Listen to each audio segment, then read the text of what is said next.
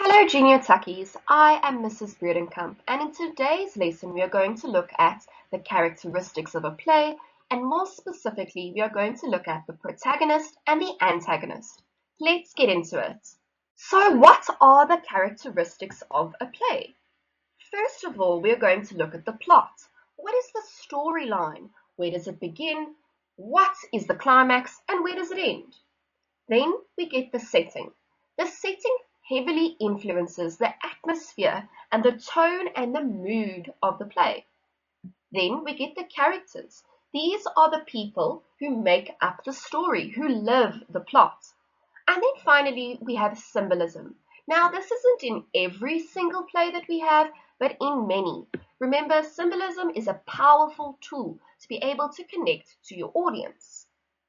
Then let's look at the way in which a play is formatted.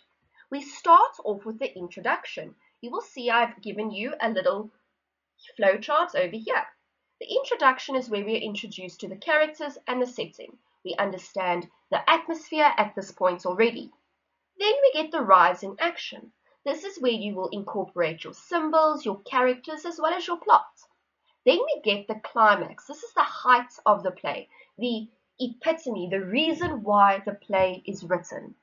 Then we have the falling action or the come down. Here we will have the plots and characters and symbols also being used. And then finally we have the conclusion, which is over here is the conclusion where you round off the plot. So we get three types of protagonists. We get heroes, anti-heroes, and villain protagonists. So the hero, it's one that you know often, it's someone who's reliable. Often their downfall will cause a lot of pity and fear. They're the good guy. They're virtuous and always looking out for others, and their audience roots for them and wants them to succeed. Then we get the anti-hero. So this is unlike the normal protagonist we get, but they actually are virtuous, so they do have some good things about them, but they're also quite villainous too. So here we have someone who is both good and bad.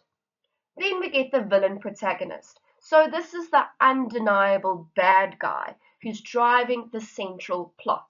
The bad guy who is the main character driving it all. Then what is an antagonist? So anti is the side of the struggle. So you can often think about it as being the bad guy, but it could be anyone who struggles against the protagonist. So the antagonist is often the opposer or the combatant working against the protagonist. Okay, he's creating, or she is creating, the main conflict. We also get four types of antagonists. First of all, we get the villain. He's the bad guy. He's the one who's got the evil intentions. He's destroying the heroic protagonist. Okay. He also makes sure that he's the main character behind the story or behind the lines, and he's the reason for all of the conflict. Then, number two, we get conflict creators. So sometimes a bad guy or an antagonist doesn't have to be a bad guy. Sometimes their goal is just to direct conflict with the protagonist, to be in conflict with them. Then number three, we have inanimate forces. So an antagonist doesn't always have to be a human. So it could be like nature. A good example of this is the antagonistic force of the sea in the movie Life of Pi. And then we can also have the protagonists themselves. So this source of conflict in a story can come from within the main character's own self. So their insecurities, their shortcomings, their flaws, and that's what's in the way of them reaching their true goal. That's it for this lesson, Junior Tuckies. I really hope this helped you understand what a protagonist is and what an antagonist is. Enjoy your day. Bye-bye.